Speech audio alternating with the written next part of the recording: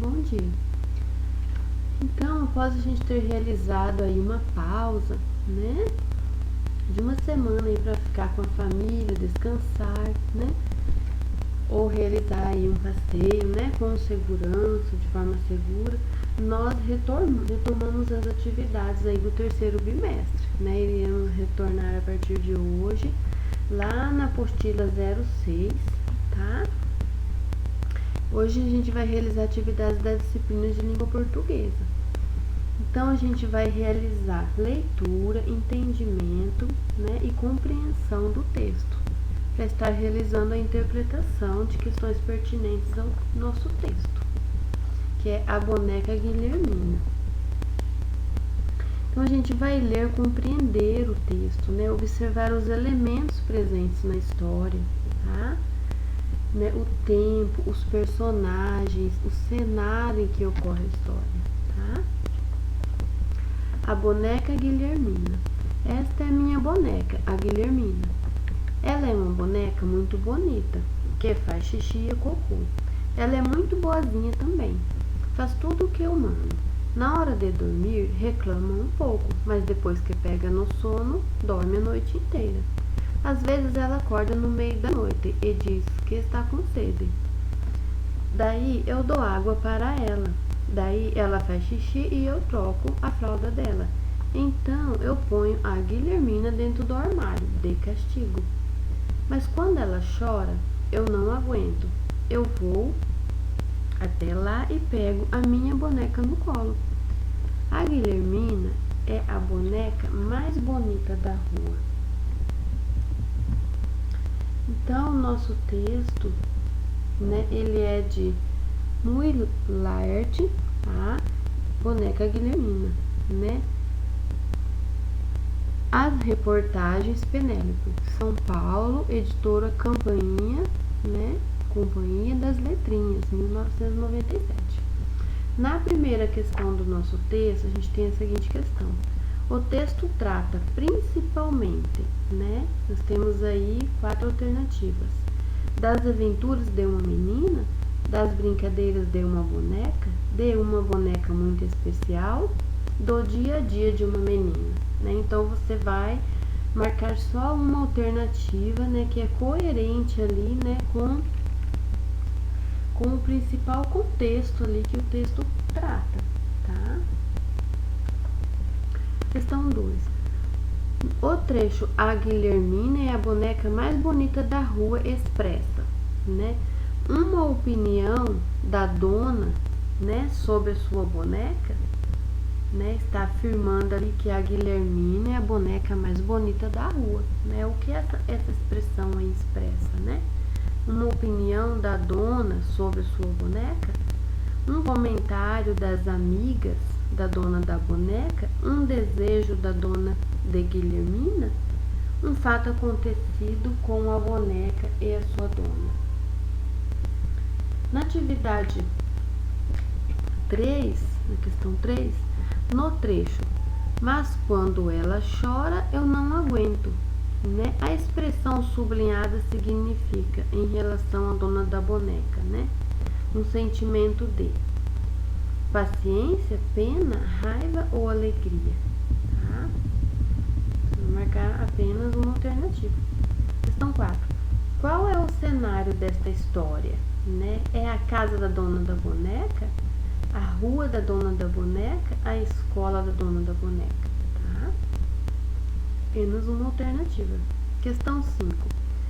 Circule os substantivos próprios, né, e sublinhe os substantivos comuns, né? Então nós temos aqui na frase A: a boneca Guilhermina tomava sorvete na praça, né? Então a boneca, né? Boneca é um substantivo comum, né? O nome da boneca, que é Guilhermina, já é um substantivo próprio, como exemplo na primeira frase. Tomava sorvete na praça. Sorvete, né, é o nome de algo, né? E praça, né? Será que é substantivo próprio ou comum? Né? Sendo que a partir do momento que você dá um nome à praça, seria um substantivo próprio. A gente vai fazer essas reflexões para você circular os substantivos próprios das frases, né? Nós temos aí frase A, B, C e D e sublinhar os substantivos comuns. Na frase B, vovó conta lindas histórias sobre a boneca de Lívia. Frase C, Pedro se escondeu dentro do armário. E frase D, João gosta de cachorro quente. Na nossa próxima atividade, a gente tem a seguinte atividade. Leia o texto abaixo e responda as questões. Né? Nós temos aí, qualquer vida é muita dentro da floresta. Né? É o título do nosso texto. Então, a gente vai realizar a leitura do texto, né? Observar aí os elementos presentes na narrativa, os personagens, os cenários, tá? Para estar respondendo as questões de 1 a 4, tá? Na questão 1, a ideia central do texto é, tá? Então, a gente, né, é necessário realizar a leitura e compreensão do texto para estar realizando as atividades. Qualquer vida é muita dentro da floresta. Se a gente olha de cima, parece tudo parado, mas por dentro é diferente. A floresta está sempre em movimento. Há uma vida dentro dela que se transforma sem parar. Vem o vento, vem a chuva, caem as folhas e nascem novas folhas.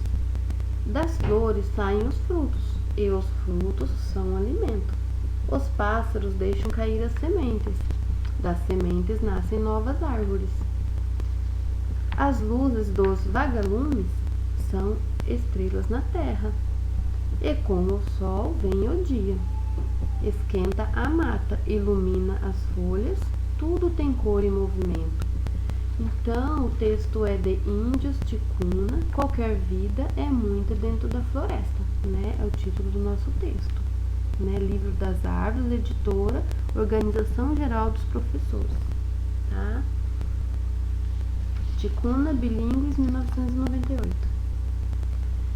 Então, na nossa primeira questão, depois de ter feito a reflexão sobre o texto, qual é a ideia central do texto? A chuva na floresta? A importância do sol? A vida na floresta ou o movimento das águas? Tá? Questão 2. No trecho, há uma vida dentro dela que se transforma sem parar, né? A palavra sublinhada, né, dela, né, refere-se a floresta, chuva, terra ou cor. Então, aqui na nossa questão 3, retire do texto 5 palavras que estejam no plural, tá? Na B, uma palavra que seja substantivo composto.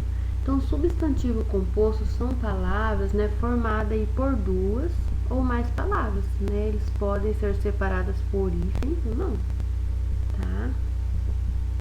Na questão C, uma palavra com LH. Então, o LH é o encontro de 2 consoantes, né?